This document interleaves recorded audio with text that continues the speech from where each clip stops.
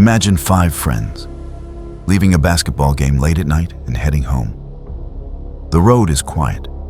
The air is cold. The world feels calm. They laugh, talk about the game, and make plans for the morning. Everything seems normal, safe, until hours later, they simply vanish. No crash, no sound, no witnesses. Oh, this is the story of 5 men from Yuba County, one of the strangest, most unexplained and haunting mysteries in Am.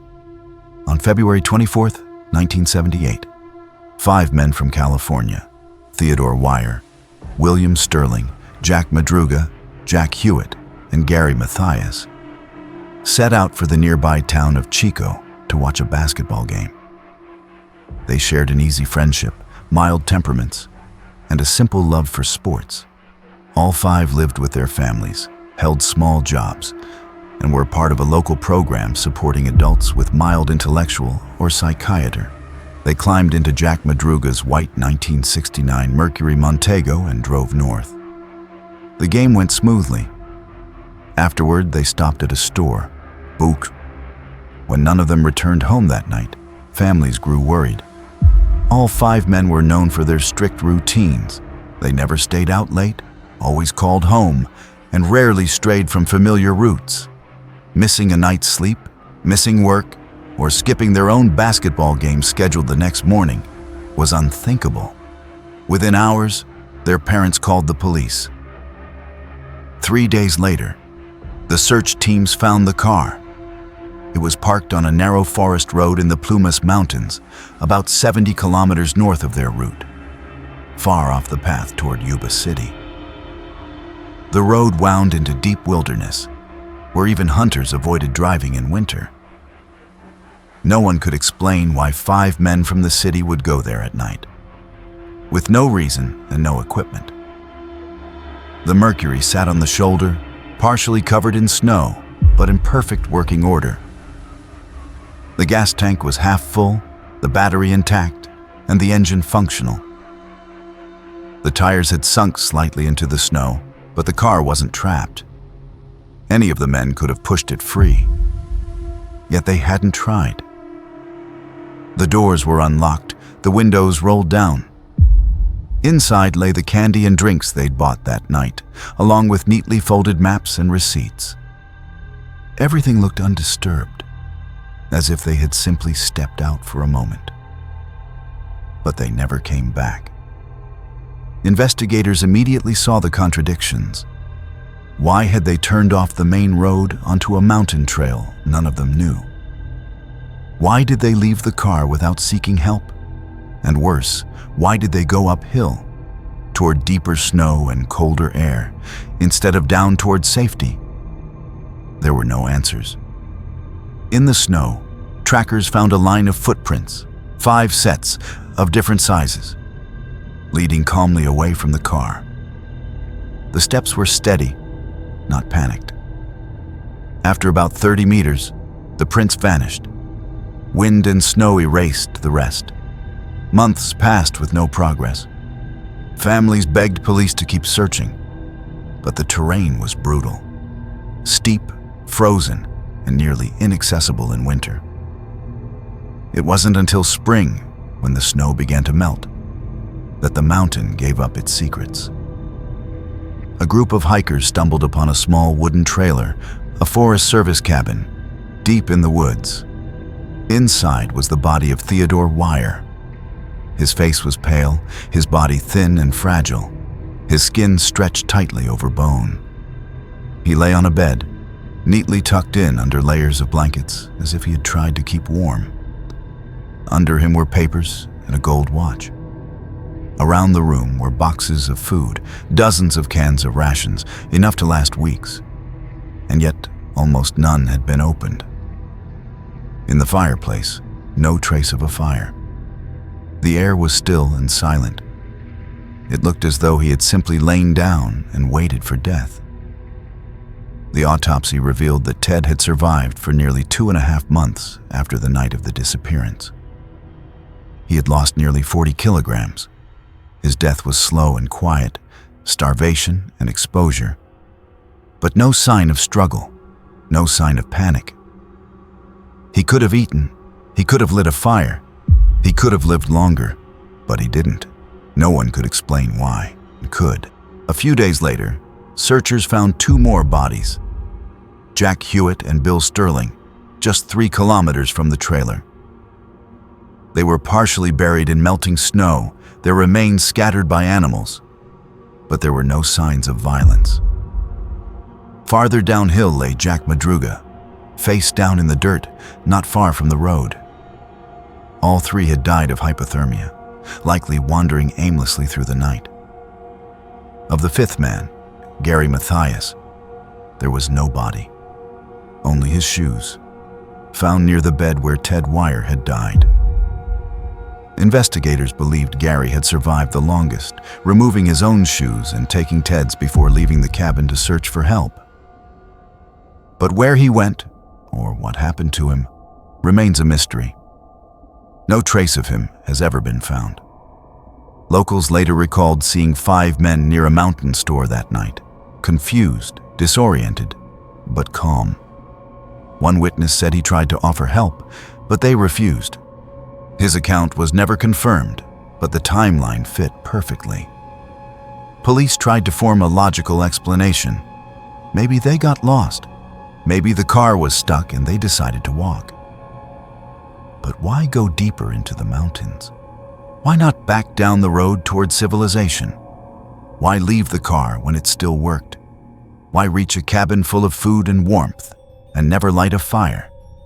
Gary Mathias became the center of every theory. He was the only one with a history of schizophrenia, though at the time he was medicated and stable. He was strong, resourceful, and had served in the army. Some believed he suffered a psychotic break and led the others astray. Others thought he was a victim like the rest, or that something else had taken him. But there were no facts, no signs of violence, no evidence of foul play. The case, soon dubbed the Yuba County Five, became national news. Newspapers called it America's Dyatlov Pass. Psychologists, reporters, and investigators tried to make sense of it. But the deeper they dug, the stranger it became. The car could move, yet it was abandoned. The cabin was warm, yet the fire was never lit. The food was there, yet they starved. One man survived for months, yet did nothing to save himself. The official cause? Death by exposure. But even the officers who signed the report admitted that it explained nothing. The families never accepted it. They knew their sons, careful, organized, predictable men. They wouldn't have just walked into the cold.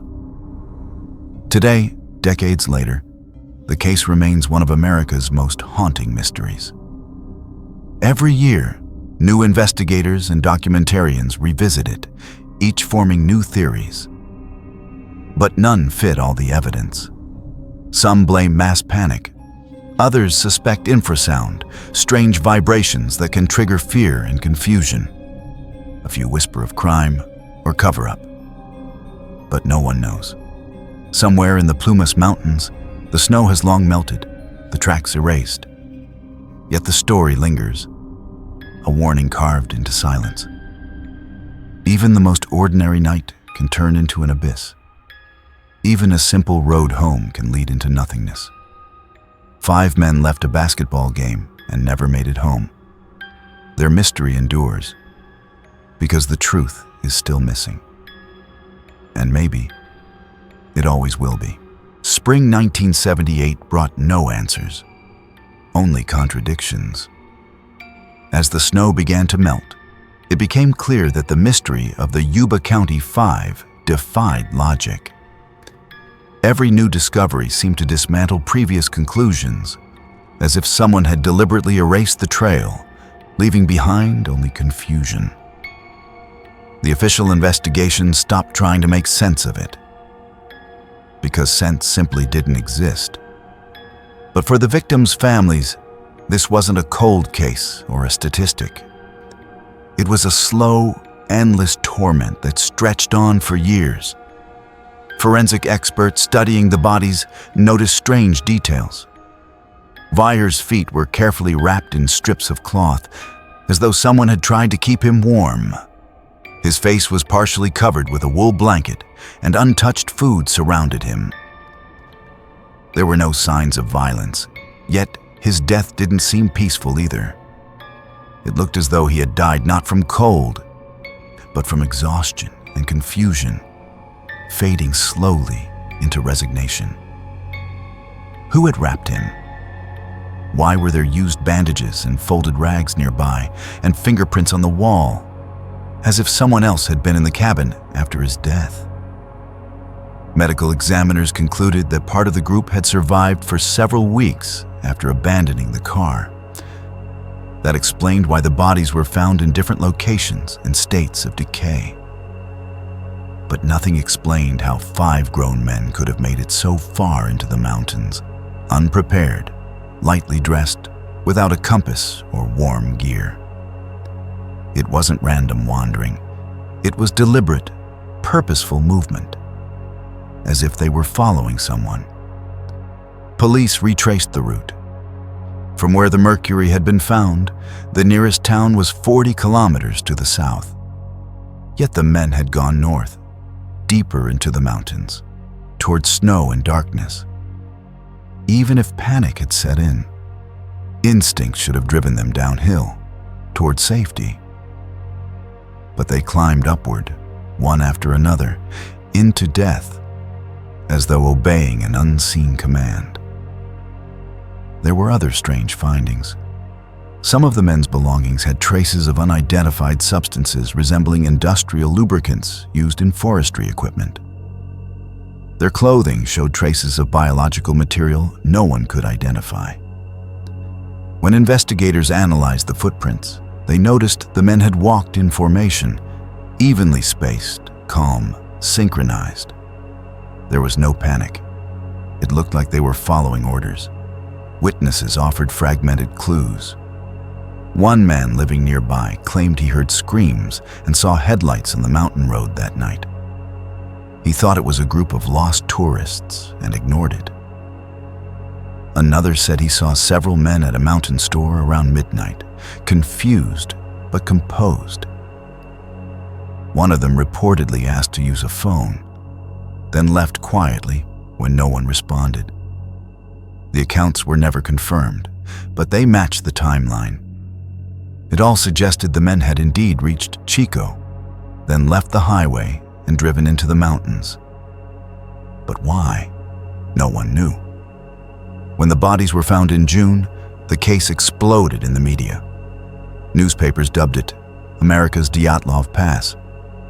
Television shows invited psychologists, former military personnel, even psychics. Theories multiplied by the dozen. Some believed the men had seen something they weren't supposed to see. There was a nearby military installation, and rumors spread that secret tests had been conducted in the area. One theory suggested they had stumbled upon something classified and were forced to flee under threat. But then, where were the signs of violence? Why hadn't anyone run? Why did it all look like a calm, voluntary walk into oblivion? Others proposed mass psychosis. Gary Mathias had been diagnosed with schizophrenia. Perhaps he suffered a psychotic break and convinced the others to follow him. But those who knew him swore his condition was stable. He was medicated and under supervision. And even if he had lost control, the other 4 could have restrained him. Moreover, their tracks showed unity, not panic. Then came the supernatural explanations. Locals reported strange lights in the sky, glowing orbs that hovered silently over the forest. Some spoke of a deep humming sound that caused panic and confusion.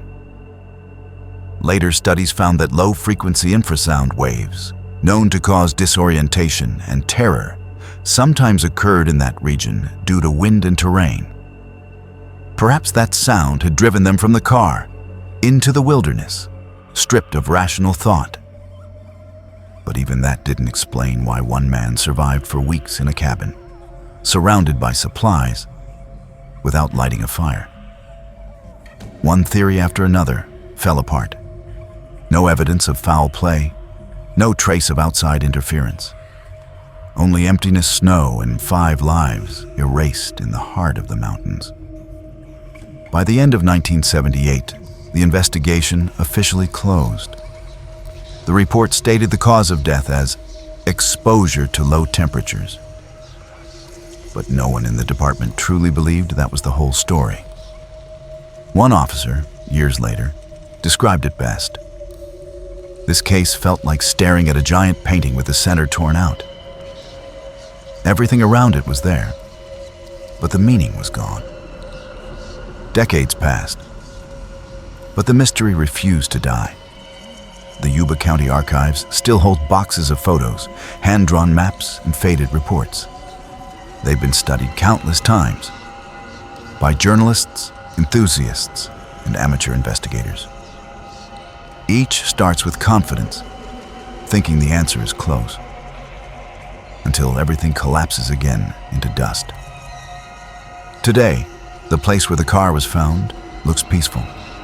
The forest has reclaimed the road, grass grows over the snowdrifts, and the mountains are quiet again.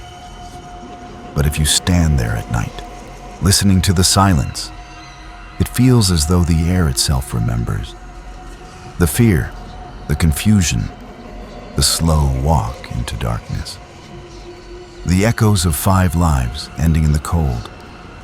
The story of the Yuba County Five remains unfinished. Some call it a tragic accident. Others, a crime disguised as one. Still others, an anomaly where the human mind simply broke under the weight of cold, night, and silence. But the truth seems to have died with them.